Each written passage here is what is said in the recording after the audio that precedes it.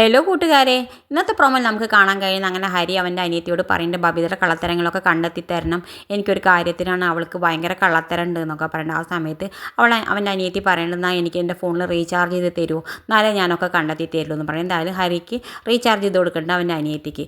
അനിയത്തി എന്തായാലും പോയി എല്ലാ കള്ളത്തരങ്ങളും കണ്ടെത്തുന്നുണ്ട്. ഹരിയാണെങ്കിൽ ബബിതയുടെ പിന്നിൽ പോയി നോക്കുന്നുണ്ട്. മെല്ലെ എല്ലാം അവൻ ഫോണിൽ റെക്കോർഡ് ചെയ്യുന്നുണ്ട്, എല്ലാ വീഡിയോകളും പകർത്തുന്നുണ്ട് അവളുടെ ബാക്കിൽ പോയിട്ട്. പിന്നെ കാണിക്കുന്നത് നമ്മുടെ അലീന ഹോസ്പിറ്റലിൽ പോകുന്നുണ്ട്. ഹോസ്പിറ്റലിൽ പോയിട്ട് വൈജയോട് പറയുന്നുണ്ട് ഞാനേ ഉണ്ടാവുള്ളൂ അവസാനം വരെ, ഇപ്പം മനസ്സിലായോ എന്നൊക്കെ പറയുന്നുണ്ട്. ആ സമയത്ത് വൈജ പറയുന്നുണ്ട് നീ ആരാടി, നീ എന്നെ നോക്കും വേണ്ട, എനിക്ക് നിന്നെ കാണും വേണ്ട എന്നൊക്കെ പറയുന്നുണ്ട്. ആ സമയത്ത് അലീന പറയുന്നുണ്ട് നിങ്ങൾ എൻ്റെ അമ്മയല്ലേ എന്നൊക്കെ പറയുന്നുണ്ട്. ആരാടി നീ അമ്മ, അങ്ങനത്തെ ഒരു വാക്കേ നീ ഉച്ചരിച്ച് പോകരുത് എന്നൊക്കെ പറയുന്നുണ്ട്.